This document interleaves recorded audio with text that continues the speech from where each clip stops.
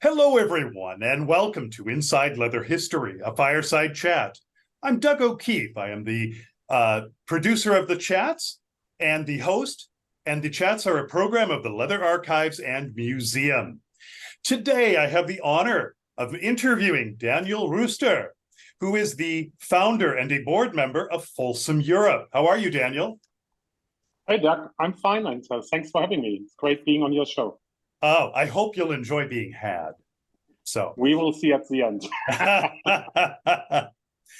before we begin the main part of the chat, I had an interesting idea. I'd like to talk with you a couple of minutes about a statement you made when we were preparing for this chat. I found it interesting. You told me that during the Cold War, Berlin was a melting pot between two systems, and that communism could not overcome the fact that everyone in the divided city of Berlin was a Berliner. Would you please explain that?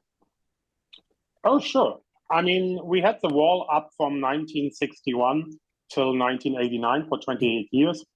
And even the years before 61, like between 49 and 61, the city was divided, two different systems. But before the wall came up, people were living on both sides, working on both sides, which is the reason why they built up the wall, because the Eastern German dictatorship didn't like the idea of people, using the advantage of capitalism.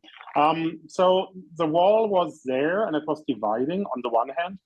But, you have to understand there were families and friends divided overnight from one day to the other. And, these are like family relations, friendships, is something that even a wall cannot destroy. 28 years were very long, but Berliners were used to suffer. They were used to overcome huge problems. And interesting for me, after the wall came down, right away, I was conquering East Berlin as a 19-year-old young man, because I've never been there before. And I felt so connected to the East Berliners. And even nowadays, when I look around the surroundings of Berlin, the Brandenburg state, those people have much more in common with me than people in North Rhine-Westphalia or Bavaria, where I lived for a long time. Okay. So, I think the wall and communism could not, overcome the connections and the unity that Berliners felt always. That's very beautiful, really. Yeah. I think it's a strong message, Yes. that freedom and roots, the roots we're from, cannot be changed just because people have a different idea for you. I agree. Yes. You're from West Berlin. Tell us a little bit about your family and your childhood life living in West Berlin, in this little island in the middle of East Germany. Ooh. Right. Which, by the way, when you say little island, that's always a question I get, or I got in the old days. How could you survive? Weren't you feeling claustrophobic with the wall around? We didn't feel like that at all, because Berlin has everything except high mountains and the ocean. Anything else we have lakes, we have forests. The size was quite big, and so you didn't see the wall every day. It was there, and I was growing up with it, so I was a generation feeling kind of normal, although it was not. So my mom actually comes from Westphalia. Her parents came from Silesia, which is nowadays Poland. My grandmother had to leave while my grandfather was on the war front. And my mother was born after World War II. So they had to move to Silesia, my grandparents, and from Silesia, to North Rhine-Westphalia. And that's where my mom was born. But she was moving to Berlin before I was born. So I'm very happy to be an original Berliner. And my father is an original Berliner, generations, like the grandparents and great-grandparents as well. And so it was quite nice. I mean, we had an amazing childhood, the good old analog times, For us, computer games came from a DAT recorder from Commodore. You and I know what to talk about, right? So we were going out and enjoying the forest and the lakes, and my father was doing a lot of things with us, like, we built our oversized dragons to let them fly. We had the miniature trains. So we had a great life. I'm very thankful for the childhood my two sisters and I had. My father was self-employed, or he had an own company, let's say it that way, a construction company, with a lot of employees working for him. My mom was a kindergarten teacher and supervisor. So yeah, so we really, I mean, they were both working full time, which was quite normal in the 70s and 80s already, at least in Berlin, in big cities. Women were independent and wanted to do their own career. But still, they kept a lot of time for us, and it was great. I did a lot of sports when I was young. Handball, which is an Olympic sport that is not popular in America. It's not the handball that you are thinking of, neither the sexual one nor that racket game that some people call handball. I know. But no, so I had a great childhood, and then at some point realizing, I'm different than others, So. I can't help but ask, clearly you were surrounded by like East German television and radio. Did you ever watch any of their broadcasts or listen to them? Oh yeah, we did, because back then, and now the younger generation will wonder again, like, are you kidding me? Back then we had three TV channels in Germany. In the 70s and early 80s.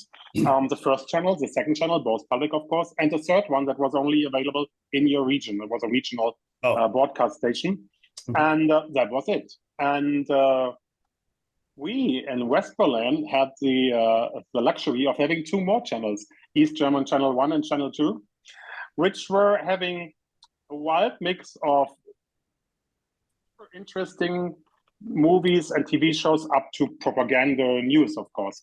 So there were things like, as a kid, we have, for example, the Sandmännchen, the Sandman, right? The Sandman who comes and, puts the sand into your eyes to fall asleep. And there were two, one on the East German TV show, one on the West German. The East German was much better. And until now, it's the only one that survived. Kids from all over Germany are watching it. And that was something I watched every night. They had a lot of fairy tale stories from Eastern Europe. They were really famous for that, especially the Czech Republic. There were Danish crime stories in a funny way. The Olsen Gang, people my age know all that, So that was only on East German TV, and we loved it. Sports were big. I remember 1980 were the Olympic Games in Moscow that were boycotted by the Western world. Yeah. So we only had half an hour of a summary every night on TV, whereas in the East German TV, everything was broadcasted live, So that was the first Olympic Games I experienced on TV. So yeah, I watched a lot of it, but of course, even as a kid, you realize, okay, there are the nice parts, the entertaining parts, where there is not really a difference between us and them. And then there came the news, with the official party news and the propaganda channels. And yeah, so that we were avoiding mainly, I can't help but ask, why was the East German Sandman better than the West? In general, see, there are the old Babelsberg film studios that are still famous until now. You all might remember Metropolis, yes. The famous one from the 20s, and then in the 30s up to the Nazis taking over. It was one of the top movie stations movie studios in the world. Yeah, studios like Hollywood studios, And then with the separation of the two countries, the DEFA, the East German film studios, took over there. And nowadays it's called UFA again, based on the old name in the old days before World War II. Still a fabulous place. And they were putting a lot of effort into kids productions, good kids productions. I think the point is also, whereas in Germany we had, and I remember in the 80s, we had a lot of American TV, like Dallas, Dynasty, Streets of San Francisco and all that. Yeah. In Eastern Europe, you were a bit limited. They only had their own productions because they didn't want to show things from the US or from the UK. Sure. And that's why they were putting a lot of effort into entertainment, and kids and families were very important in Eastern Germany, and they take good care of that. Fascinating. That's fascinating. I really think, because let's face it, in the West, we know very little really about that time. So right. And when you think about when people ask, like, how could you survive, not me, but people from East Germany, how could you survive that dictatorship?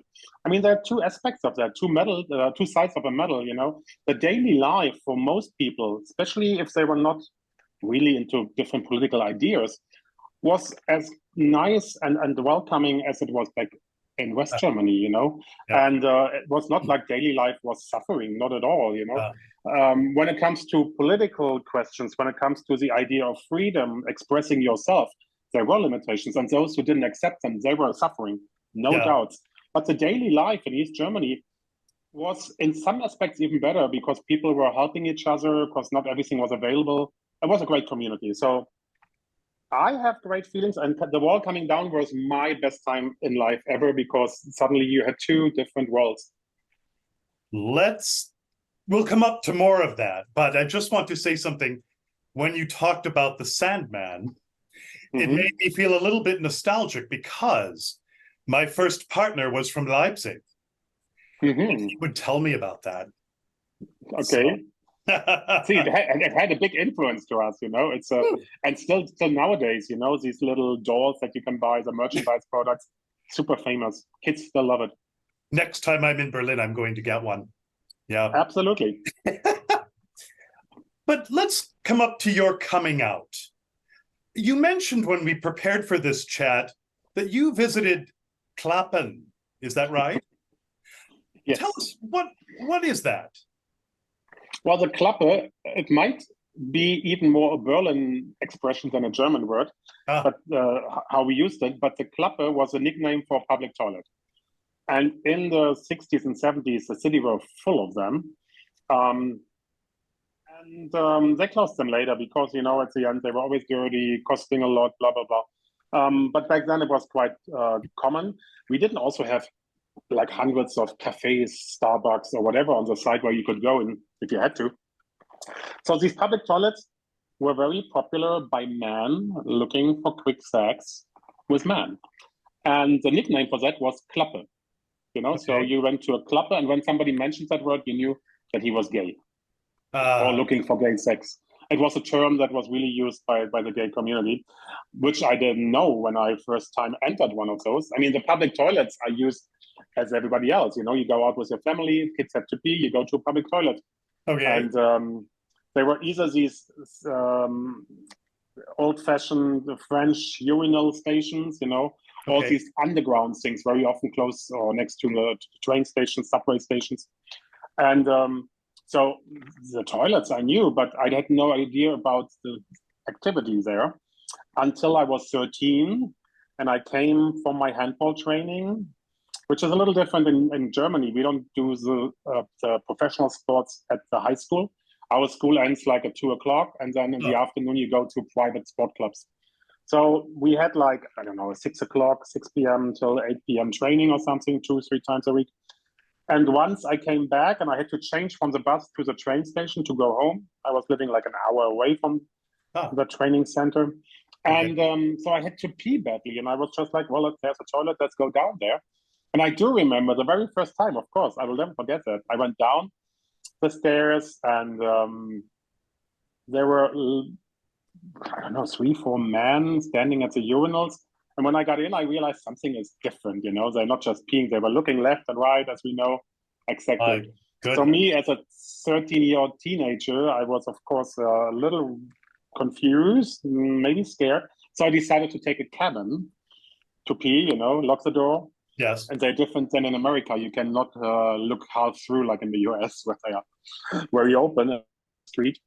So, and then I remember a terrible experience, terrible back then, of course, only, because these walls had the hole in the wall. Glory holes, you know, yeah. The glory holes, which I had no clue about. And when I tried to get my dick out and pee, suddenly an erected hard dick came from the other side through that wall. So I was just like rushing up, going out, running upstairs, and was like totally shocked, of course. Because I didn't expect that, you know? Sure. And that was also the time where I wasn't really sure about my sexuality. I knew that from the age of 11 or 12 that something is different and that I like boys more at sports than girls. But the word gay or the consequences were, you know, I was too young for that. So, But that changed something, because from that day on, I had to think about that 24/7. And then 1+1 came together. I was into guys, boys, and there was obviously a possibility to experience something that I could have never dreamed of. So I went back to the toilets more often and had my first experiences there on the club. Very typical Berlin in the 70s, 80s, I have to say. Very typical. Now, you were a young teenager. How in the world did you manage this? Well, you have a hole, you have a dick. I mean, it's not the difference if you're 17 or 18. But no, I mean, I have to say, of course, if you're raised in a big city and then in a liberal one like New York, San Francisco, Berlin, it is different than being raised on the countryside. Sure. We also had a teenage magazine called Bravo, which was the biggest in Europe back then, and it was full of pop stars in the old days, music and Sure. sports stars, but also sexual education. A little bit like Dr. Ruth or something, just for teenagers. Yes. I remember her.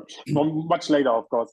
And they were, getting these. There was a team called the Dr. Summer Team, and they were answering questions, no matter if they were real or fake, brought up by the team of psychologists. But the idea behind it was, questions like, can I get pregnant from petting?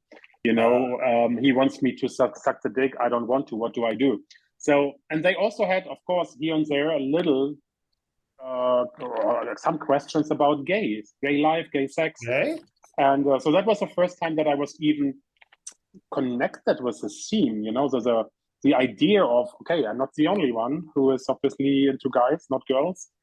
And I remember photo love stories, also a thing from the 80s, in that magazine. And one of them was including a gay story, So that was very progressive, of course. And so, yeah, and I was like, I see a lot of guys, right? And when you're 12, 13, you get sexual, you start with yourself. And then because of that toilet visit, to be honest, it started very early to have the possibility to have sex. Because with the age of 13, I would have been way too shy and too afraid to ask somebody in my school that I liked, do you want to have sex with me, But there you could get sex. And when you're 13 and blonde and good looking and much slimmer than nowadays, you have a lot of offers, that's for sure.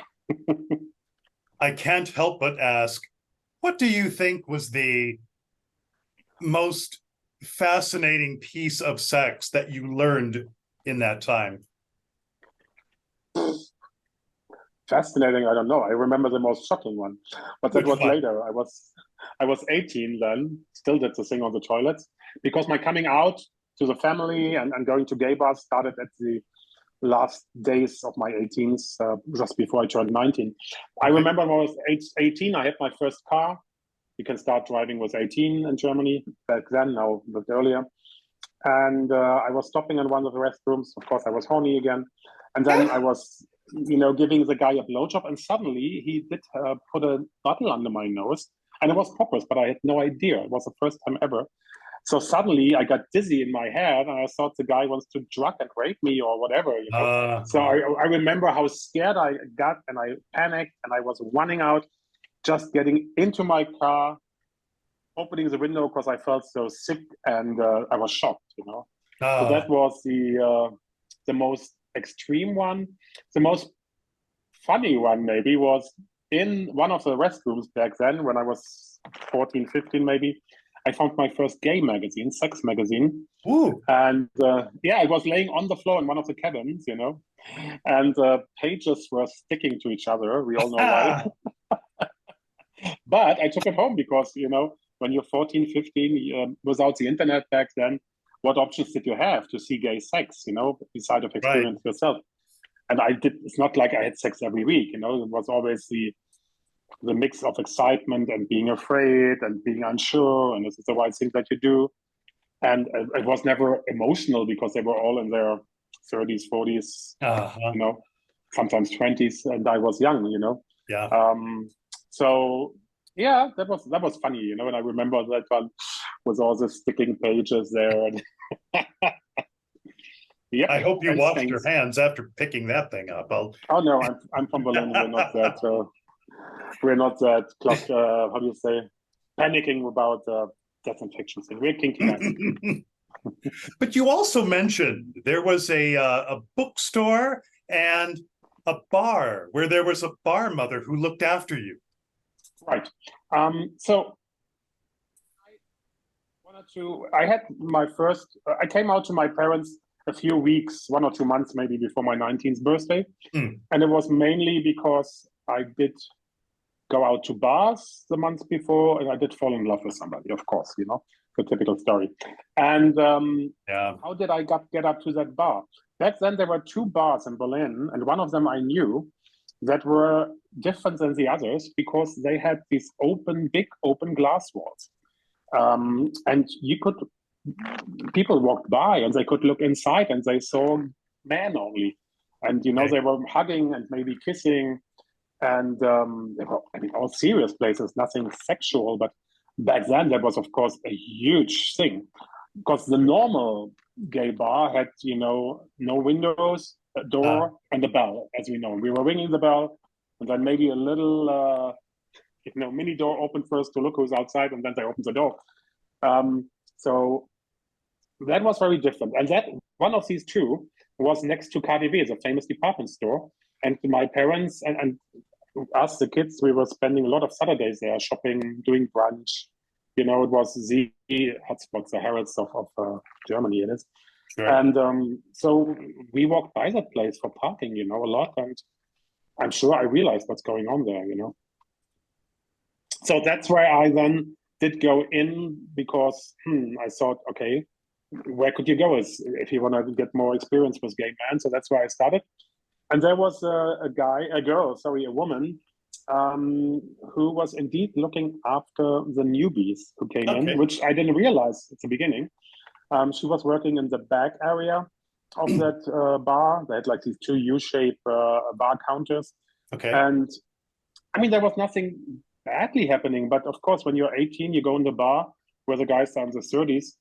You have an amazing experience because you get free drinks all the time. Yes. Everybody is so nice to you, and you wonder. So my first impressions were like the gay community is the nicest in the world. Everybody's nice to you. Yeah, I was a bit naive, of course, because I didn't know why they were so nice. No kidding. So that woman working there in that gay bar, she was a bit looking out because she knew her 90% regular guests. So when there were new ones, innocent ones like me coming, she was making sure that only the right guys would get closer to them and not the ones where she had bad feelings or experiences. So that was very sweet, but I found out about that later, maybe 1-2 years later, somebody told me that story and I thought, oh, that's interesting, funny. It was not so obvious for me because I didn't take care of her, I was looking at the guys around, and but she was manipulating in a good way. So she was the mother of the company. That's absolutely wonderful for a very young man. Yeah, indeed. As I said, back then I didn't realize that and I didn't value it. But when you hear about that later, when you get older, you know how the community can be in good and not so good ways, then you're super happy that you had somebody protecting you, even if you didn't know. She was great. What was the name of the bar? Did I miss the name? That was Andreas Bar. Andreas Bar. Okay. Yeah, and the second bar we had in West Berlin was Café Anderes Ufer, the other side of the river. Oh. Anderes Ufer was a nickname for gay people, they're from the other side of the river. Got it. And those were both very famous, and you found them also in straight newspapers, articles about them. So that was quite easy to experience. And then, indeed, when you talk to people and they give you tips because they realize that you're new, there was and still is that bookstore, Eisenherz. And that exists for 35 years now, I think. Oh, wow. Yeah. And we talked about this already. It's sad to see how all the bookstores died worldwide. Yeah. I think lately I heard somebody told me there's no more queer bookstore in the US existing, which I don't believe. I know after the one on Castro closed, there was a pop-up now, much smaller, but there is a pop-up store for a while already with bookstores for queer people. In Washington, there was one, but last time I was there, I couldn't find it anymore, so it might have closed as well. So it's a little weird because in the 70s and 80s, all the cities, even in Germany, had gay bookstores. And nowadays, they're all gone. The one in Berlin is still existing, and this is an inspiration for everybody of any kind of sexuality, gender, age, because that bookstore is more than a bookstore. They have vernissages and exhibitions of art. They are doing readings there. Yeah, they're doing readings there. Artists are coming. They're selling DVDs and in the old days, tapes, I guess, with queer-oriented movies. Some of them are soft porn or hard porn, I don't know even, but a lot of them are just, I know, things like that exist in Berlin. Unbelievable. And but also, romantic stories, comedy stories, etc. And what is really awesome, that bookstore is also the home of Folsom Europe, because we have our office in the back of their store. So they're renting out part of their store to us because they want to give back to the community. And wonderful. It's fantastic. It is. And you know what's the best? You know what's the best? When you go in that store, it always smells like books. And nothing in the world can replace that, Yeah. And I talked to the owners, like, how can you survive? And the others all didn't make it. And they said, we have a lot of gay men in Berlin who are ordering books through us because they can get anything. They have lawyers, doctors, tax lawyers that need a lot of books every year, spending hundreds of thousands of euros for their businesses. And they're all ordering it there to support the bookstore. Which is fantastic, I think. Wonderful. Wow. That is such beautiful news. Truly. Yeah. Well, you said that early on in your journey that a trick gave you a very valuable guide. What did he give you? That was indeed, we had another famous spot for public sex in the darkness, the Tiergarten, our central park. My goodness. You should come to Berlin, Doug. You can, you have a lot of things on your list what to do then. I think I do. Yes. So the Tiergarten was also famous for night cruising and having sex in the bushes and so on. And there I met a nice guy who was in his late 20s, early 30s. As far as I remember, he was working at university, very liberal guy, of course. And we had sex more than once. He took me to his apartment. I think he was the first one where I ever went with somebody to a private place. Oh. And it was in the 80s. And I was back then maybe, I don't know, between 16 and 18. Maybe I was 18. I think I had my car already. I was 18. So in 88, on the one hand, we knew about AIDS already. On the other hand, it was still not reaching us as brutally as it did in the early 90s. Okay. Especially when you were a newbie in the community like me. Yeah. So on the one hand, I was aware of AIDS and condoms, and I understood it, and I tried to keep it in mind. On the other hand, when you're young and something passionate happens, you might forget. Yes. So this guy was very sensitive and careful. And I remember after the first night, the next morning when I left, he gave me a little pocket guide. I just remember it was dark green, and it was all about the health aspects of sex, safer sex, HIV, and other diseases like syphilis, etc. And yeah, so it was kind of an educational little hint from him, like, read this will prepare you for what's coming now and how you can protect, And I really, really appreciate that because, yeah, I mean, it's amazing when you're that young, you don't think about it so much. There was no internet once again. Different times, you had maybe one city magazine a month where you could read information. So times were very slow compared to now. And that did protect me very well. And so, yeah, I'm having the luck of being a generation where we could prepare because we knew, the ones that were 10 years older or 20 years older had very often no chance. And so I'm very thankful to people like him, who were trying to be a good example for the young ones coming in the community. Absolutely. I think that was very kind toward a young man, really. Right. Excuse me, that and the lady in the bar, really. No, they were great experiences, and back then, I think we shouldn't forget that these kind of networkings were maybe more important than nowadays because you only had the mouth-to-mouth propaganda, the personal, experiences, and we did not have a lot of other medias to use, Exactly. But you said when the wall finally opened and you were able to travel to East Berlin, You had an amazing visit to East Berlin, East Germany.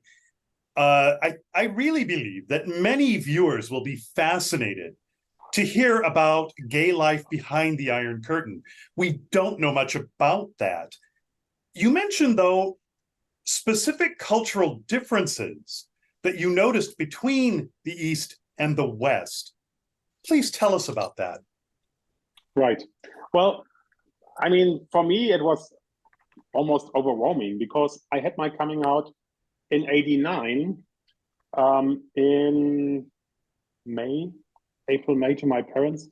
The wall came down in November Yeah. '89, you know. So just in '88, '89, I had my first experiences in West Berlin, Okay. nowhere else until then, with gay life. And then suddenly the wall came down and a new world opened up, right in front of you, like Twin Cities. Okay. And as much as we had and still have in common on both sides of the Berlin city and the suburbs, of course there were differences. If you're raised in a different system, if you're, then, I mean, just compare the US with a lot of European countries or even Canada, there are Yeah. differences, Yeah. And so I remember the wall came down on the night from a Thursday to a Friday. I didn't even realize I was sleeping. I came back from my handball training. My parents were already sleeping. I was going to bed. You didn't watch TV at 10 or 11 anymore back then. Going to bed because I had to go for the Deutsche Bank Education Center the next morning. I was doing my education as a banker back then. And then taking the bus and the subway to downtown because we lived a bit off in the city. Okay.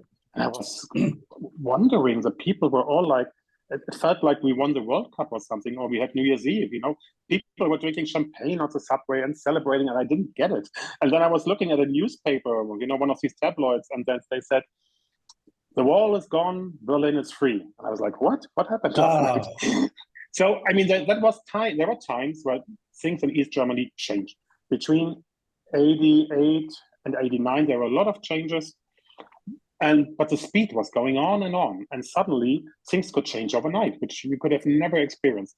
So I did go to that school, and once again we had very responsible teachers. Then I remember even the director of the Deutsche Bank training center came.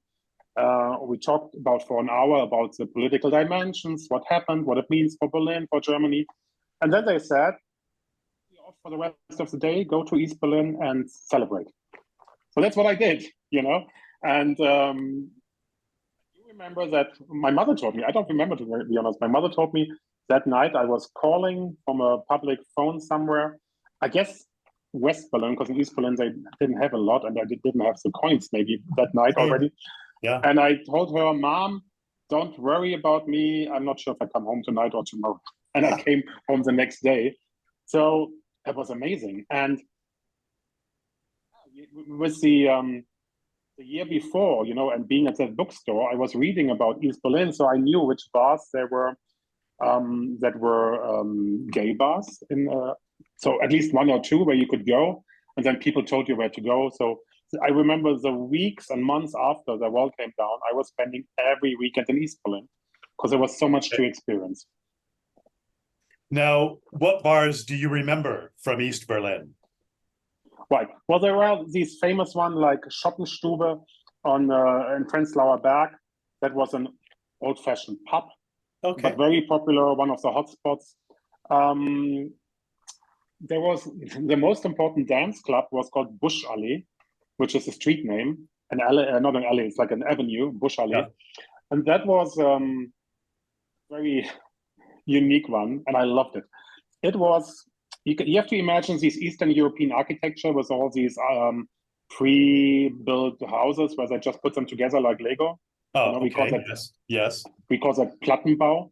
And in these districts, they had to add supermarkets and schools because everything was built from nothing, like on an empty field. There was no history of districts or areas there. And there was one school with a cantina there. So the cantina was like a block in the middle of these the residential neighborhoods in these Eastern European architecture. And on daytime, it was a cantina for school or kindergarten. I'm not 100% sure anymore. Mhm. And Friday, Saturday night, it became a gay club. And Wow. it had a bizarre atmosphere for us because, you know, you really have to imagine these typical square tables with 4 chairs on. And Yeah. then for the night, they just moved them aside to make a little dance ground in the middle. And then they switched to a more romantic light. And where they normally gave out food and drinks for the kids, they gave out cigarettes and cocktails, you know. And the atmosphere was a little funny, weird, different because it was so non-bar, you know. It was a little Yeah, like a school. septic, you could call it, you know, a little septic and over clean. On the other hand, the people were so different and so nice, and everything was different. The gin tasted a little different. The whiskeys, the cigarettes were different because they had different brands, you know. Sure. And that place was interesting because after the wall came down, all these bars, especially in Prenzlauer Berg, people were always queuing. It was always full. Yeah. And you had to wait outside, you know. And in East Germany, people were used to queue even for supermarkets, so they didn't bother. For us West Berliners, it was a little bit like, oh, okay, we're not used to it, but of course you respect that. And then Schottenstube, for example, in Prenzlauer Berg, they were always, they changed their policy right away when they saw people from West Berlin, and they knew because of the clothing was different. We had different brands, you know, all these international brands, and a little different looking. They were asking us to come along the queue, you know, to let us in, because in the first months, there were 2 different currencies, the East German mark and the West German mark. And West market. Oh. Right. Officially, exchange rate was 1-by-1, which nobody did unless you had to for traveling before the wall came down. Unofficially, the rate was 7-by-1. So we got 7 East marks for 1 West mark. In other words, I was 19, had my education with little income, but I could easily afford 2 bottles of sparkling wine that night. And so you don't drink that yourself. You know, you meet friends, you invite them for a drink because it costs nothing. And the bar owners knew, oh, they leave a lot of money, you know, because for them it was nothing. So that's what they did. Buschali was very different. Buschali was politically more correct. Like, you know, this is not about money. Everybody's equal. Yeah. And everybody has to wait in line, which I kind of liked, you know, because I thought me coming from the capitalism, we know where money rules everything. Yeah. I liked the idea of like, it doesn't matter if you have a lot of money or little money, you know, you're all the same and you have to wait 20 minutes or 30 and then you get in and you're going to have fun. So I like that. And as I said before, in one little sentence, I mentioned it. In East Germany, connections among friends, family, or working colleagues were very tight. Yeah. Because the communist system or socialist system in East Germany was different because they had almost everything available, but you had 1 or 2 products or different brands for one product. Right. You didn't have these more or less unnecessary wideness of selection, you know. So it was very important, and not everything was available at all the time. So in East Germany, it was very important to work together hand in hand. You know, this guy from the second floor in the house could help you with that. The one from the third floor with that. Yes. So that's something that I experienced in the gay community as well. People knew each other. They were supportive to each other. And I found it very, very nice. And I loved it, you know. So I spent a lot of time there. And yeah, as I said before, you're 19, you'll fall in love every weekend again with a different guy, of course. And yeah, and then you're having sex. You're having sex with erasures. I remember that, you know, in East Berlin, that one guy loved erasure, you know. So we had like endless sex all weekend long, and erasure the was it CD or tape? I think even the tape was running again and again and again. And at Buschali, for example, because Sinead O'Connor unfortunately died last week, at Buschali, Nothing Compares to You was always oh my gosh. Night. And we were doing the romantic slow dance, and yeah. Well, good times. I loved it. And I have to say, there were differences, but at the end, and that's what I mean, you know, you realize they are Berliners like me. And so that's why I loved it. That's absolutely fascinating. Some memories for me too, but another story. Right. Those who are really interested in that, there was an amazing movie coming out. Unfortunately, on the night, the wall came down, so nobody realized at the beginning. Later on, it became very famous. It's called Coming Out. Right. And it's a movie from East Berlin about gay life, and they were really filming in real spots with real people. Yeah. And it's a fantastic movie. Yeah. And so if people would like to know a bit more how the 80s were in East Berlin, East Germany, Coming Out would be a great movie for that. I have that on DVD. I should have brought it here, and I didn't bring it over, but yeah. Oh, well. That's okay. Tell us about your coming out in the leather community. You even mentioned there was some kind of leather life behind the Iron Curtain as well. Yes, although I have to say that I did not experience so much because I also left Berlin in '92, so 2.5, 3 years later. Well, my coming out in the leather community was in West Berlin. Okay. It was two different experiences I remember. One is I had next to my high school times, I had a job making some extra money in a company that was owned by a good friend of our family. And I was in the marketing department. Okay. And there were 3 people working, a woman and 2 guys. And one of them was obviously gay. He was not, making a big, not hiding it, Right. I didn't know right away, but the woman in the marketing compartment who loved me a lot, Adelheid was her name, very old-fashioned German. She was a bit concerned, a bit like the woman in that bar, so she was afraid that that guy, Martin, might be interested in me and might do things with me that I don't want, She had no clue how much I wanted them. So she was kind of, warning me and so on and so on.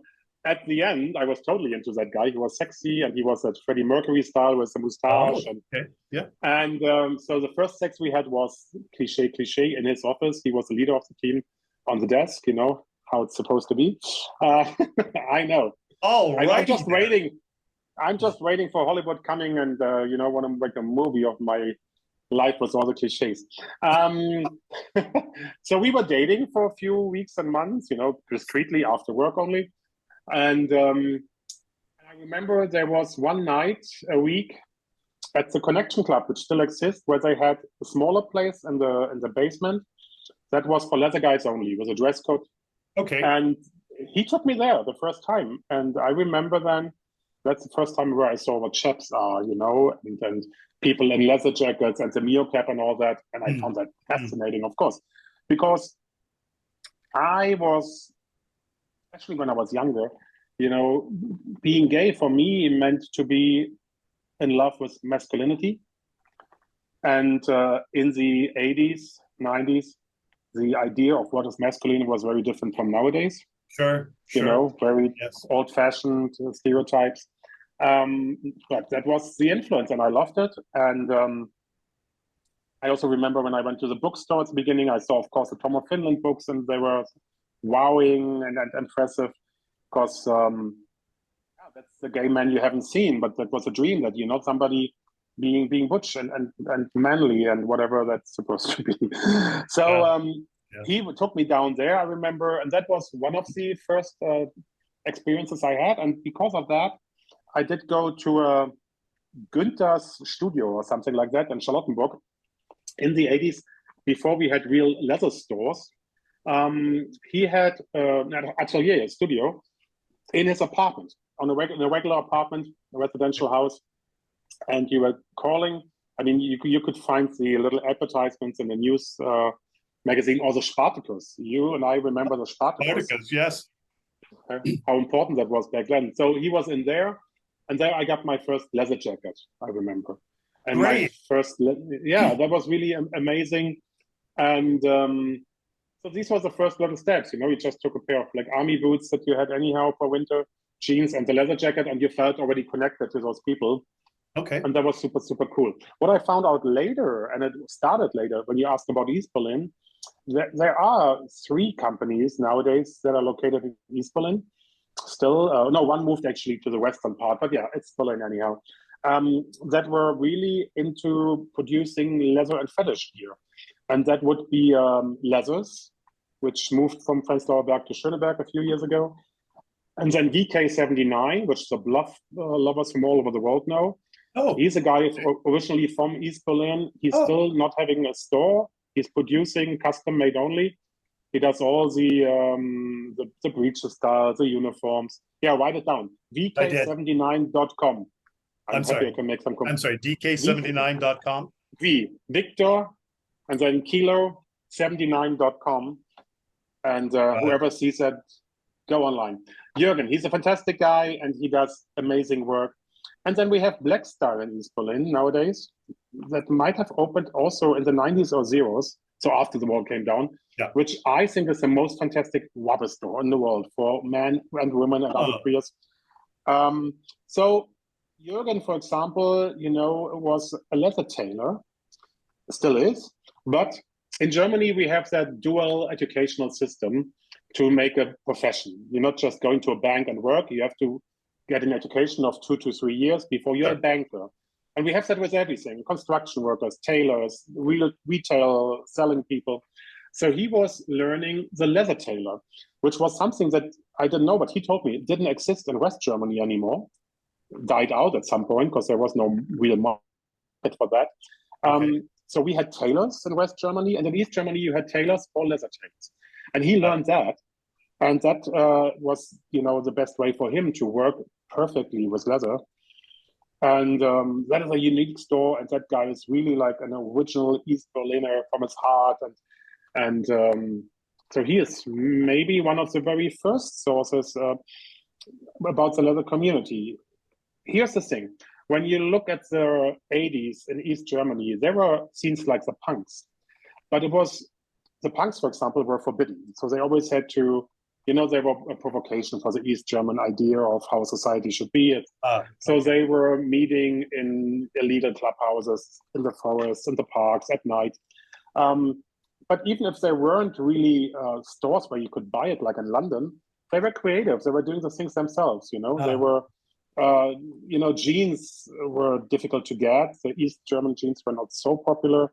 So very often they got them from West German families, and then they just adjusted them. They made them, they ripped them off, added paint and metal and made them looking. So the people were always very creative. So I'm super sure that there was a leather community in the 70s and 80s, but definitely I shouldn't say, but I believe not as commercial and organized as in the Western world.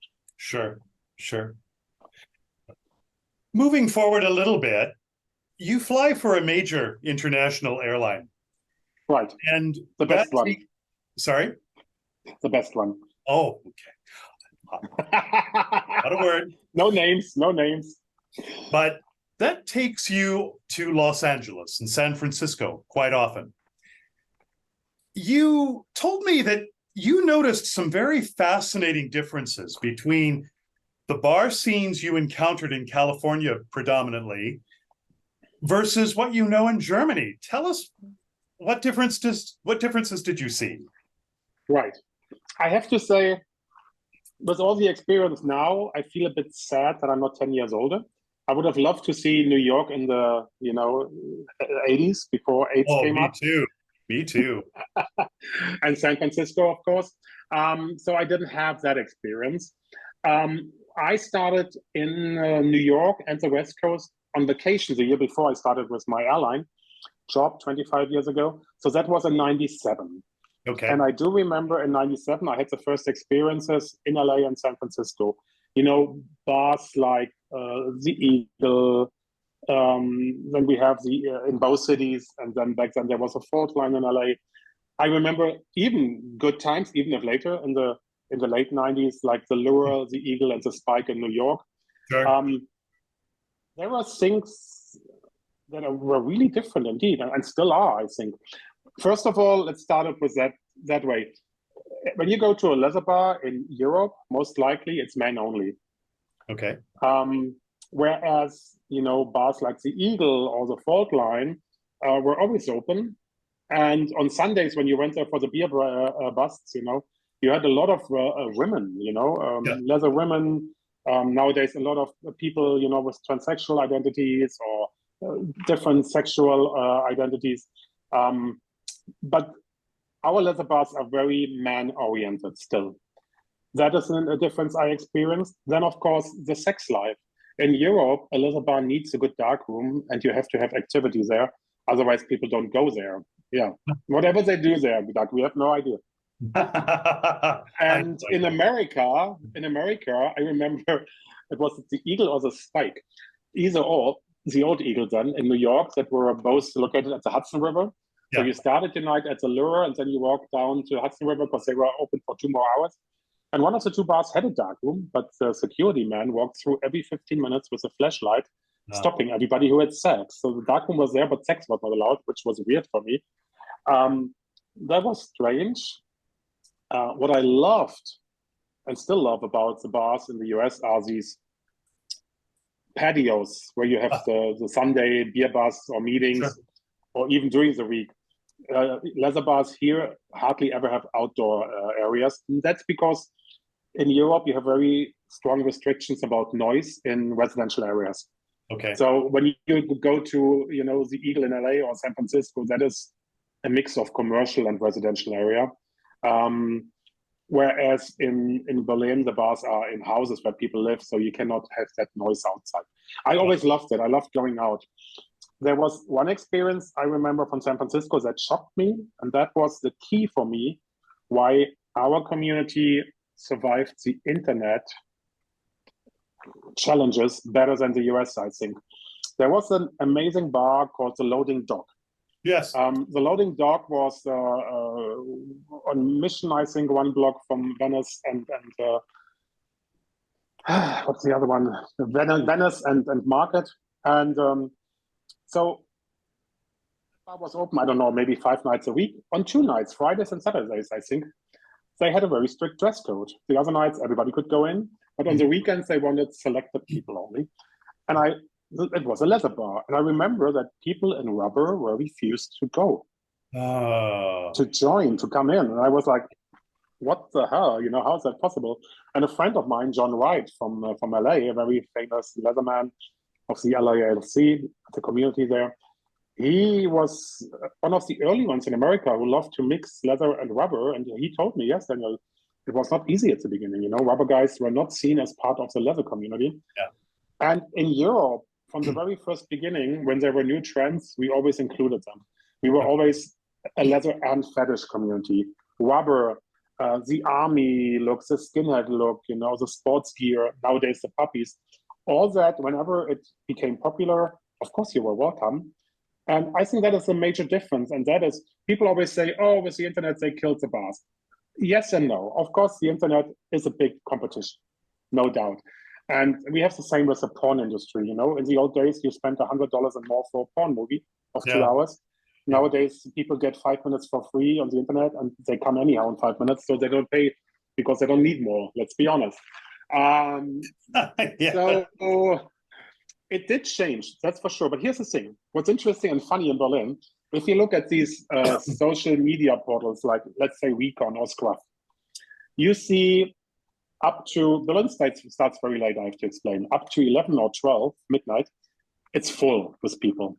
And then at midnight, suddenly the internet attendance number goes down a lot.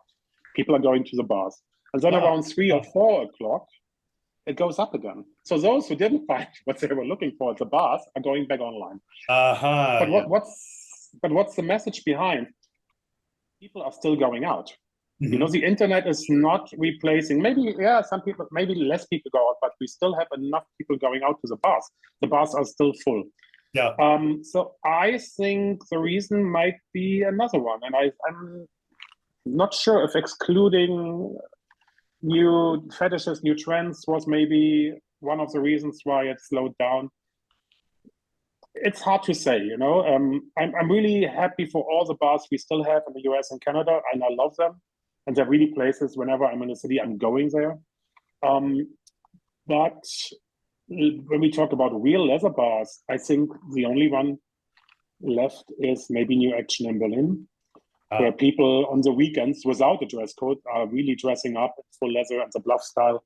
Yeah. So yes, things changed and you have more options. In the 80s, 70s and 80s, the bars were the places to meet. Exactly. Now you have way more options. Yeah. But I think it's a bit too easy to blame the internet for everything. I think it's also that we maybe could have handled things better. Valid point.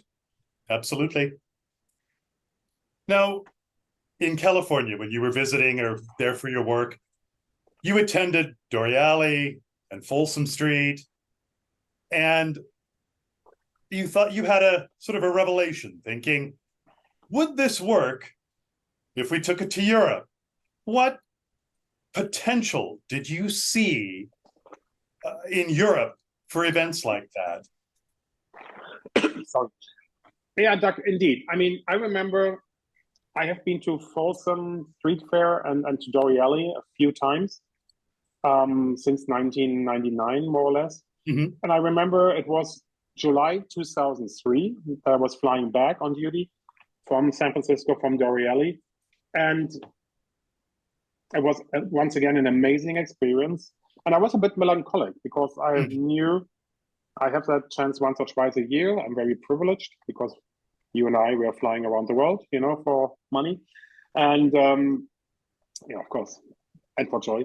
And so it's great. And I loved it because what I really loved about these fairs is, and it was a bit different than nowadays, I think, it was social, not sexual.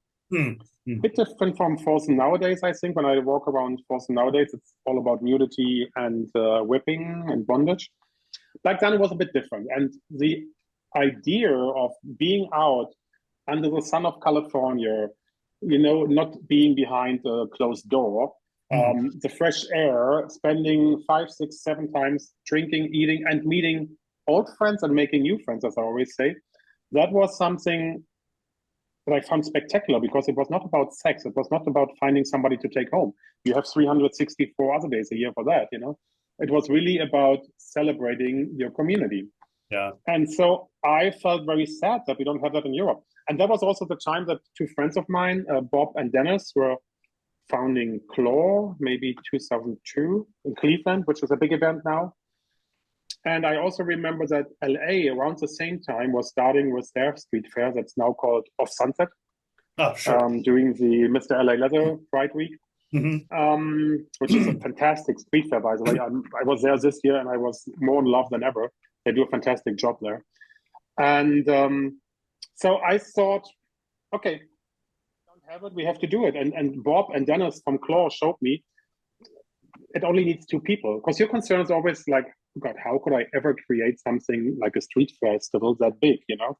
Impossible. But Bob and Dennis showed they were only 2 guys when they started. They just did it, you know, overcome all the, it's also a very American thing, I think, you know. The Germans are always concerned about, oh my God, what could go wrong? And the Americans are always like, hey, if we don't try it, we will never find out. There are challenges and chances, and let's use them, you know. So that was inspiring me, of course. And then I was asking a friend of mine in Germany from Cologne, who was working for a gay magazine that was focusing on the leather and bear community and on travel pages, etc., international gay tourism. And I said, Jürgen Renzler is his name. I said, Jürgen, this is my idea. I want to bring Folsom to Europe. What do you think of that? And he loved it. And then we were sitting together for a few weeks and working on a concept. And then it was September. It was only 2 months later. It was all like a rush. You know, that's very German then. Once we do something, we do it right away and perfectly organized, of course. So it took. So we had a few weeks only, and don't ask me how I did, but I was able to convince the board in San Francisco to meet me the Monday after Folsom Street Fair, just 2 months after I came back from Derry, which is normally a no-go day because everybody's exhausted. But I told them, listen, I'm only in town from Saturday to Monday. We need to talk. It's important. It's about Folsom Europe. And I would like to have an hour from you. And they did. And they loved the idea and the concept. Back then, there was already a second Folsom, not talking about New York. New York was also there, Folsom East, but it was never an original, official Folsom. Okay. But we had one in Toronto back then called Folsom Fair North, which only existed for 4, 5, 6 years, maybe. Yeah, I only vaguely remember it. Yeah. Right. And so they loved the idea to have another continent now to, you know, to conquer. And we got the rights from them to use. And in October, another 2, 3 weeks later, we just founded the organization, the nonprofit club, with 7 Leathermen and started. And then the year after 2004, we had our first Folsom Street Fair event. And I remember our very first PR campaign was MAL in 2004, which I did for a business trip as well then. And it was also short in time, preparation time, that I went to a copy studio with a very simple text and one Berlin City logo, and we did it all one color black on red paper, just to have something that jumped in people's eyes. And I was just walking around in Washington, telling everybody, there's a new Folsom, come to Berlin, come to Berlin. And that was how we started our campaign, very simple. How did the Berlin community react to this? That was interesting. The problems we have in general, or maybe the differences, I should say, although maybe it's not so different to the US, is we have 2 communities. We have the commercial one, like the big brands, like the bars, the shops, sure, the international enterprises. And we have the non-commercial one, like the leather clubs, like BLF Berlin. Back then we had a biker club, all the old MSC clubs in Europe, the motorcycle sport clubs. Sure. And we're not working very well together. Yes, the commercial community was giving some money here and there to support the clubs, but there was not really something substantial, do you say substantial, coming out of it? Okay, yes. When we came up with that idea, it was interesting because the street we have picked, Fuggerstraße and Welserstraße, that intersection, there were 2 big famous bars. One still exists. One was Connection, the Connection Group, with the Connection Club, the Prinzknecht Bar, and the Connection Shop, like a sex shop. And on the other side of the intersection, just across the corner, was Marius Kneipe, which was formerly the famous Knast jail, which was one of the most known leather bars in Europe. Okay. And those 2 owners were not working together. They were just, they were not totally separated, but there was no connection between them. Yeah. And we talked earlier about Andreas Kneiper, the first gay bar I ever went to. In the old days, they were famous to have a street fair in front of their bar, a little street fair. Oh. On Father's Day, which it's a Thursday in Germany, a holiday. And so something like that, people were always wondering, why don't they do that on other streets, And when I talked to the owners later on, they said it was helping that somebody neutral like you came in, and bringing the bar owners, the shop owners together on a table. Yeah.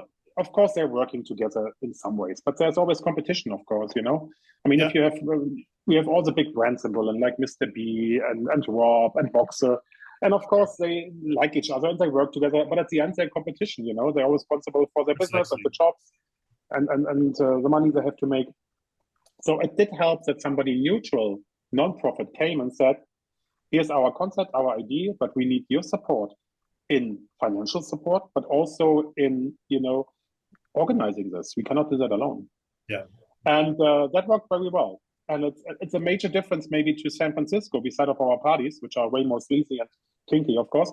But for example, our beer boozes are all rented by a bar. So we have 6, 7 local bars, even a fetish, a sex club like the Queer guys. No, sorry, Böse Buben this year who are doing a booze. So, and that brings, pardon me, that brings their clients, their people, their fans. Yes. Wolf, the bear bar, has a booth, and then Scheune, the leather bar, has a booth, and Prinzknecht, the neighborhood bar, and so on. And that is really cool. And that's something I miss in San Francisco, especially since COVID. I haven't been to Dorielli last weekend, didn't have a chance, but I've been last year and the year before. And COVID has changed our industry a lot, not only in the US, also here. And I am encouraging the ones in San Francisco, telling them, you have to bring back the beverage boozes and the food stores. And, because that's what makes the street festival, that's what brings people together. Plus all the sales and information booths, of course, that we have, I agree. When we were preparing for this, I couldn't help but wonder how did you manage to deal with the neighborhoods surrounding where you hold your event? Because you have to maintain some decorum. There are people living in these apartment blocks all around. How do you manage that? Well, first of all, we are in the gay district, the traditional gay, and also the traditional night district, not gay only. Okay. What we call the golden 20s, you call the roaring 20s in America. Okay. Berlin was famous for that. Absolutely. And when you watch movies like Cabaret that are inspired by the Christopher Isherwood books, yeah. Thank you. They were based on real stories in Schöneberg, happening in Schöneberg around the Nollendorfplatz in the 20s and then early 30s before the Nazis destroyed all that. So that district was always the more, special nightlife neighborhood, kinky, where the conservative people would not go, And it is ever since the gay district. So it was very clear. We were even thinking of we go to West or East Berlin, because back then Prenzlauer Berg and Friedrichshain in the east of Berlin were way more trendy and popular than Schöneberg. That was a little bit on the dying edge back then. But that was the traditional one for the kinky nightlife. So when we came up with that district, there are two major streets. One is Mottstraße, where all the shops are mainly, and also a few bars and cafes. And then there is Fuggerstraße on the other side of a main street called Martin Luther Street. Yeah. Mottstraße, the little bigger one, was already taken by the Gay and Lesbian Street Festival that started 7-8 years before us. It's a 2-day event during the Pride Week, the weekend before Pride. And so the city clearly said, we cannot give you that area again, because it is always, neighbors are suffering from any kind of festivals, the noise, the dirt, the limitations. Exactly. And so then it was very clear that we go on Fuggerstraße. And yes, not every neighbor was happy. Although I have to say, I cannot prove that, but I wouldn't be surprised if half of the people there are gay living there. It's a bit like the Castro district. So, yes. But I remember we even had some conservative gay people who didn't like the idea of having the perverts there, It was a lot of communication. It was sometimes forcing them into an experience and then they realized, well, it was not so bad, But as I mentioned before, we also have a difference compared to San Francisco. I remember the first years, the nudists were very upset with us because we didn't allow nudity. I was Why don't we allow that? It's not us, it's the law. We said at the beginning, we have two options. We either want to do it like in San Francisco, we want to, go out, have our coming out in the mainstream world and show people here we are. We're part of the society. And no worries, we're not as dangerous as you might think. We just look very tough. Or we could go on a private property of an old beer brewery, where we could use all the commercial space and then put fences with banners on, and then we could fuck around 24/7, day and night.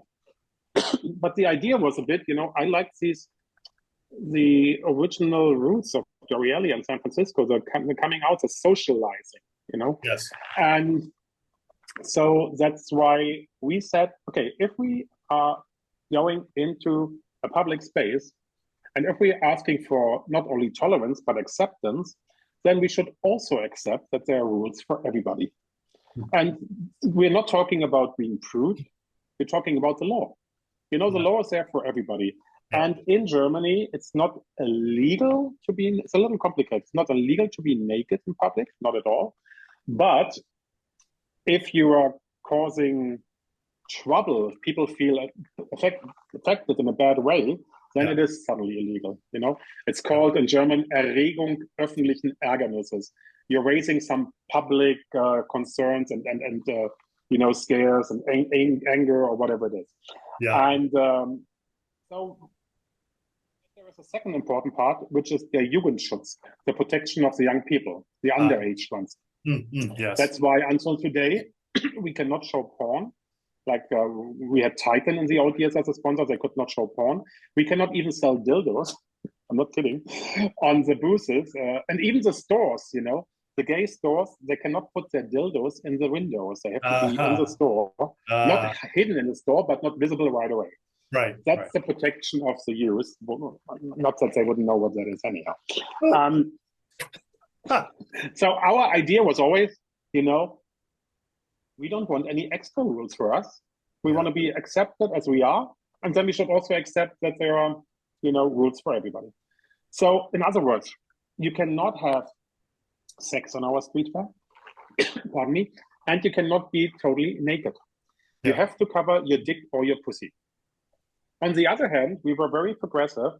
2-3 years ago, there was a big public case in Berlin because one of the outdoor swimming areas, city-owned, was forcing a woman to put a top on because her breasts were naked, visible. Yes. And she was not accepting that, and she was kicked out. She went to the public, to the news, to the court, and at the end, she, won that case. And she should have, because she said, "Come on, men can be topless. Why can't women be?"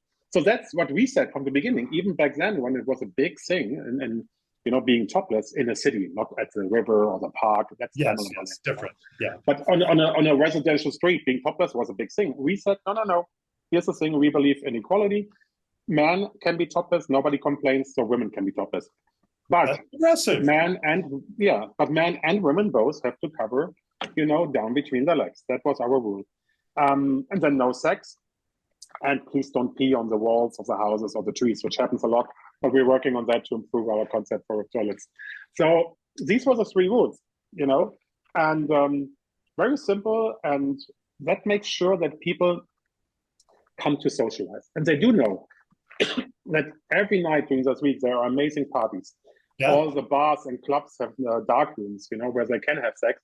So I think most of the people really enjoy having these 5-6 hours without, being like a horny bull looking for the ultimate sex right away, And I think that's what people love about it.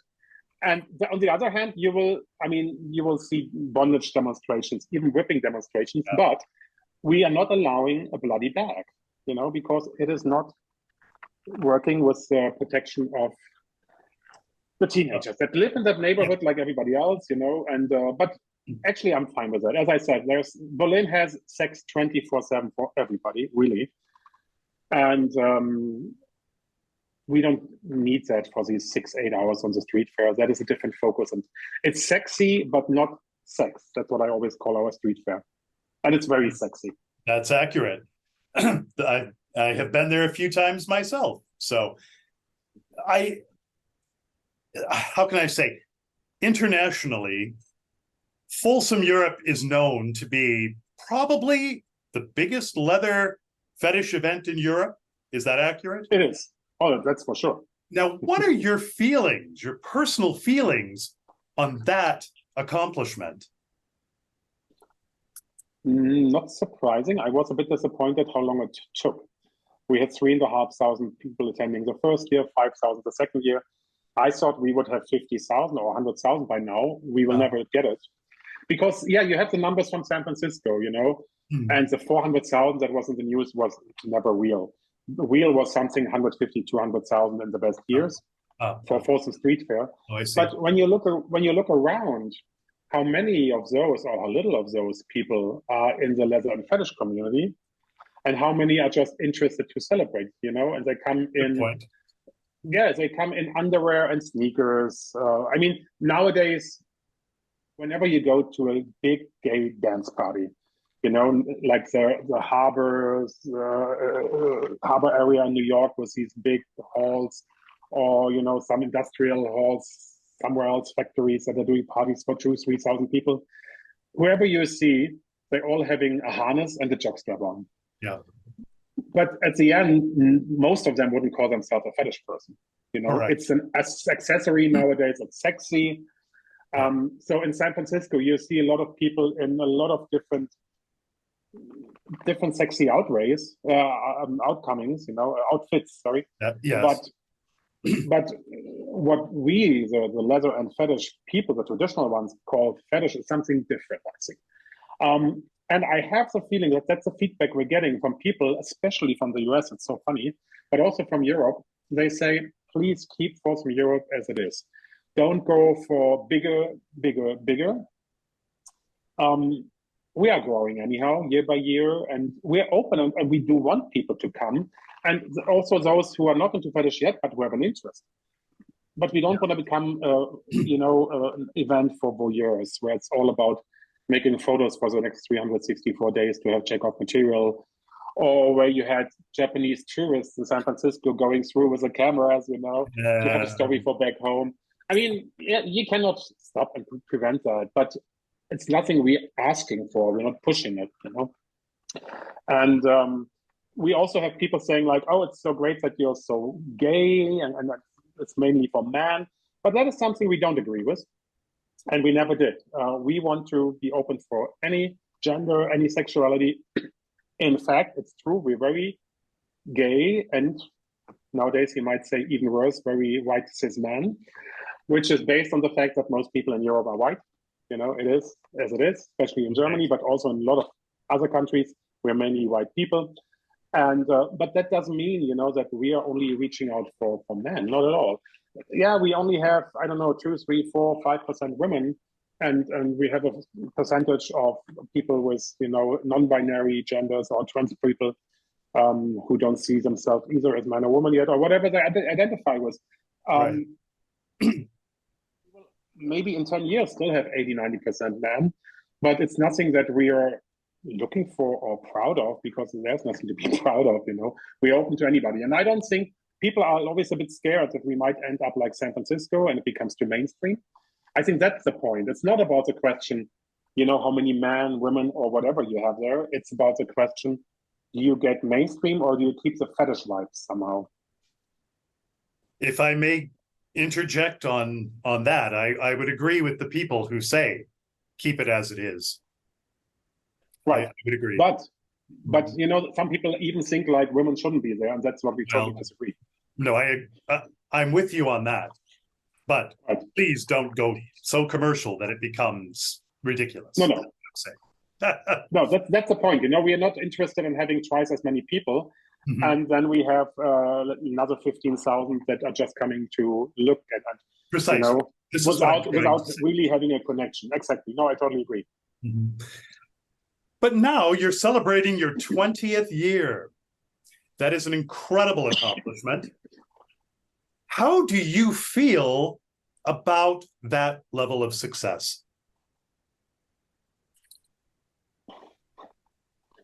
On the one hand, it's exciting, and of course, I'm proud of it, no doubt. I'm the father of the whole thing, and I have not invented Folsom, but I brought the idea to Europe and made it different than in San Francisco, and that makes me super proud. On the other hand, I'm a very pragmatic guy, I'm just thinking already on the 25th anniversary, which will be my last year, hopefully, where I'm serving the board. And then I want to retire.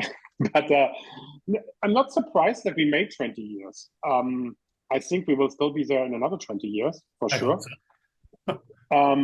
Unless the world gets totally crazy. I mean, we have seen a lot of craziness lately all over the world. So, yeah, I'm seeing it more from the pragmatic way. The week itself, for us, it's joy, but not the joy that people expect. Everybody's coming to have fun. I'm taking all September off. Just the first half is always for the event. The second half I need for vacation. So I'm having an unpaid month in September on top of my vacation. Because it's only 6 weeks a year, as you know. And yes. I'm sorry, I had to make that joke. I fly to Berlin from Monday, because I live in Bavaria these days. I fly to Berlin from Monday to Monday, and it's all work. Of course, there are events where you have like 2 receptions we have, with the community, with the sponsors, etc. And of course, that's the time to sit together, to talk, and then you feel proud and you get all the nice feedback. But other than that, it's work. It's not sex. It's not fun as in party fun. I go to the parties. I try always to say hello for an hour. And then I'm exhausted, fall asleep for 3-4 hours. And the next morning I stand up early and get up early and set up for the fair with my friends and volunteers. So it's a lot of work, and I see it from a very pragmatic point of view. But more and more you realize, how much it affects people and the feedbacks you get all year long. This year I was asked to judge Mr. LA Leather in March. This weekend I just got an invitation for Mr. Rubber contest in Padua, Italy.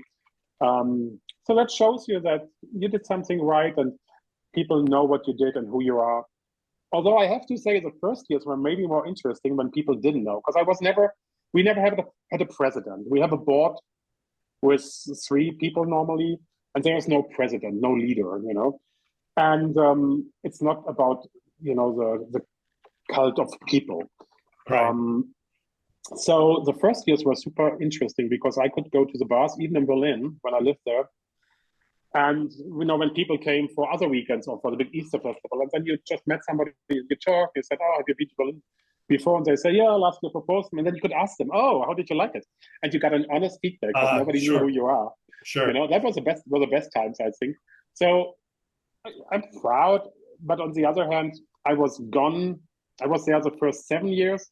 Then I was gone for 8, 9 years because I moved to Spain for 7 years and I couldn't do it anymore. And it was also good to give it into others' hands. Yeah. Because it's not about me or the people doing it now. It's about the community having that event. And then I was asked to come back when I lived in Germany again, and I'm happy to do so. But as I said, maybe in 5 years, that will be my definite final one. I hope so, It's a lot of work, but it's an addiction on the other hand, But so I'm proud, definitely 20 years. And at our age, I think that we both realize how quickly time passes by. Oh, sure. When we were going to school, we hardly survived the years between summer breaks. It was feeling like endless. And nowadays, whenever there's Christmas again, you're like, oh, wow, another year gone by. No idea how that happened, So 20 years sound amazing, but at the end, it was quick. I can still remember the first years. The longevity and the success of Folsom Europe has afforded you personally a lot of opportunities like judging IML, judging LA Leather, and other contests. But people worldwide are going to eventually see this interview. Right. What advice can you afford them for attending Folsom Europe? Well, definitely, if you come, and you should, because it is the best event, of course, book your hotel and your flights early, a year in advance. People are always, once they leave Berlin, they book already for the next year, because it's one of the most expensive weekends nowadays, unfortunately, because it is so popular. And do that on time. The later you book, the more expensive it will be. Sure. Get all your tickets for the parties, the bus tour, the boat tour on time. We have it all online, starting around April or May. You can buy these tickets online on our webpage, forsomeurope.berlin. And come early. Don't come last minute. Come on a Wednesday. Stay till Monday. That's the minimum I would do, because the shops are getting super full on the Thursdays, Fridays, and Saturday mornings, of course. We have around, it's like a mall, like an outlet center. We have about a dozen of just leather and fetish stores in that district.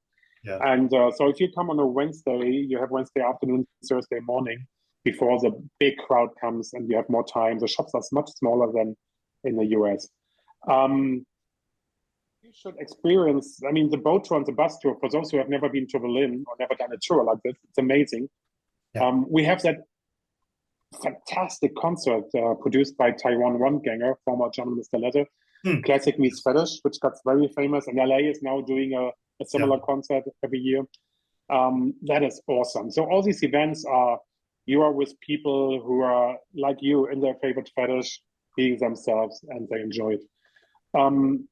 But I also always reach out to people, beside of Folsom Europe, travel. I have the privilege, just like you, to travel the world. I do it for 25 years now. And what it brought me, beside of judging these contests and all that, is friendships, amazing friendships. Some of the closest of hundreds of people I met are like people like Bob Miller, who's famous in the US, of course, Peter Fiske, who is a legend. Chuck Renslow, I had the honor to meet in the old days.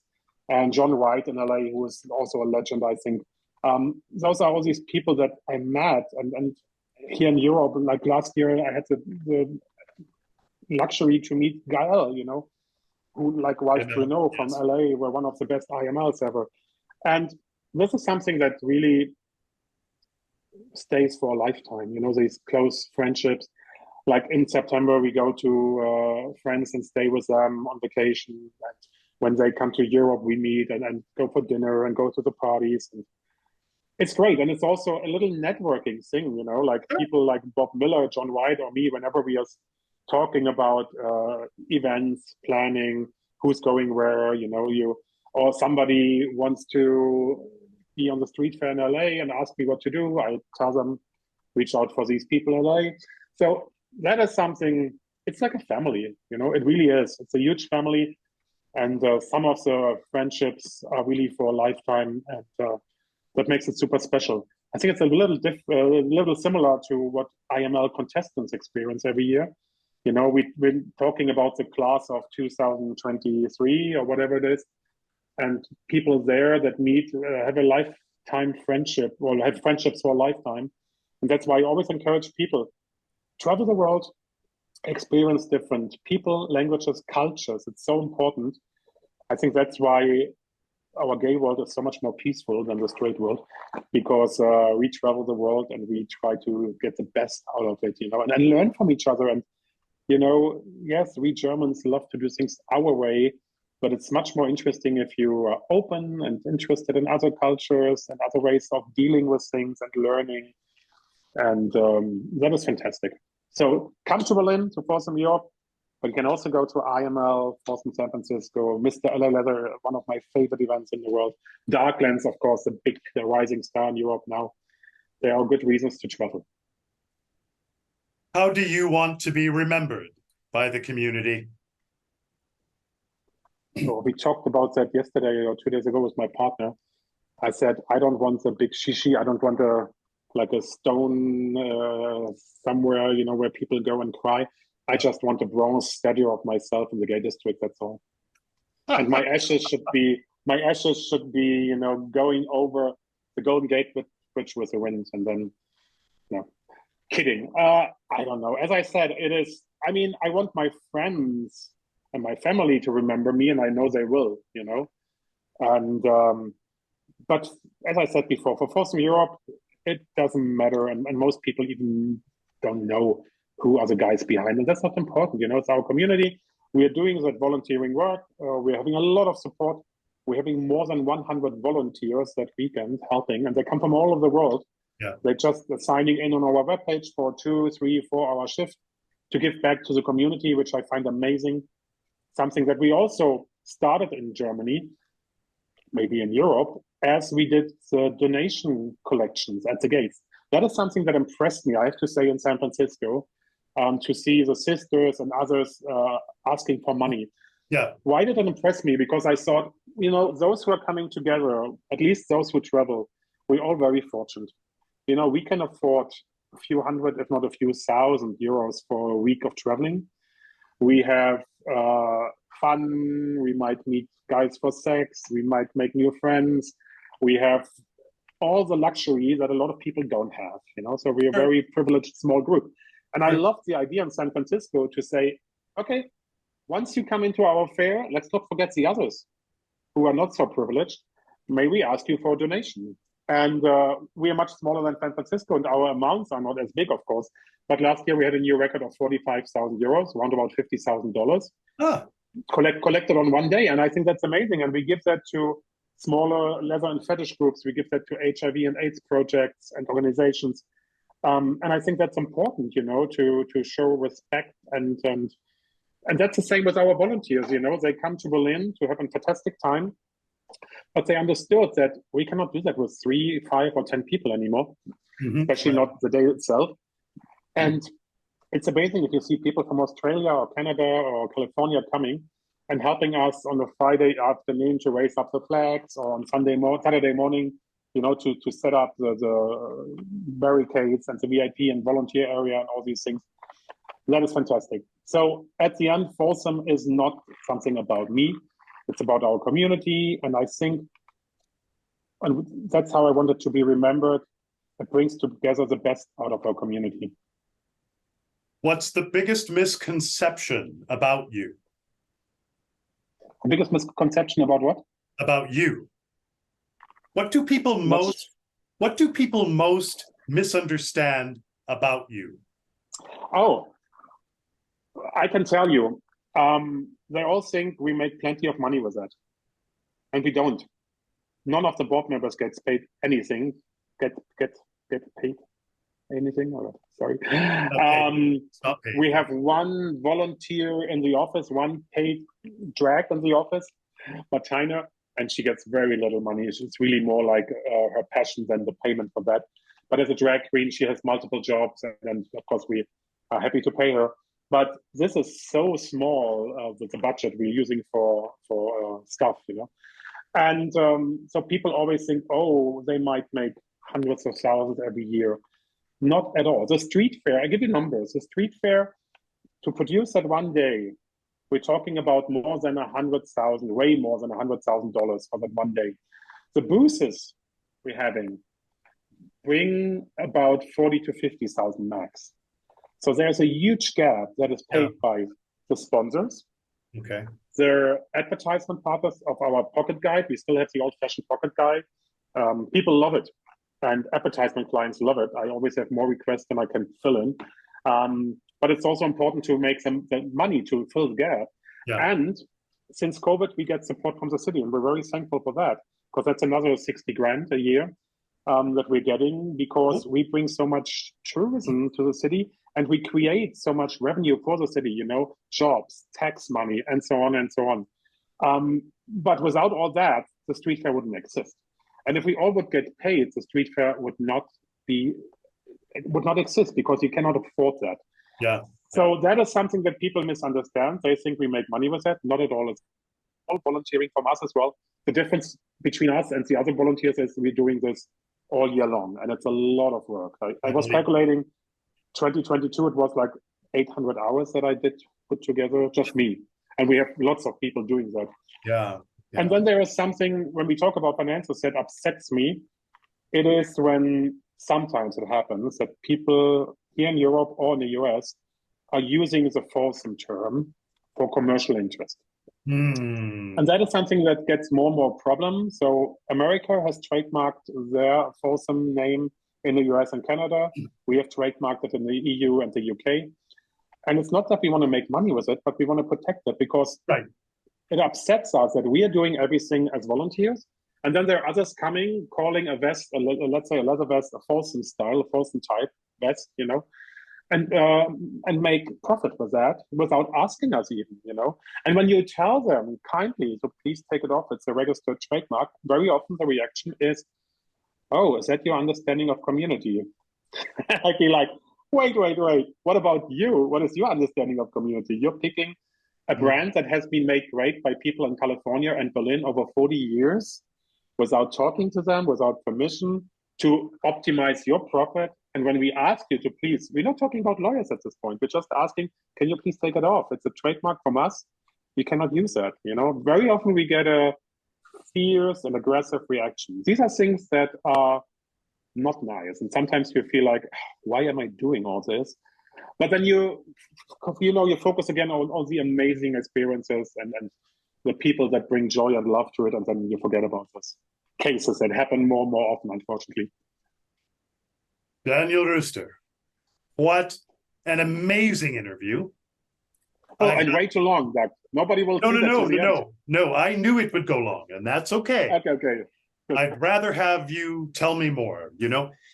And I want to say sincerely, thank you for participating in Inside Leather History, a Fireside Chat. It has been a pleasure, Doug. And I know you can't make it to Folsom this year, but next year, hopefully come. Or am I wrong? I will. Thanks for watching. If you enjoyed this video, check out the Fireside Chat channel for more chapters in the history of leather. And don't forget to hit like and subscribe.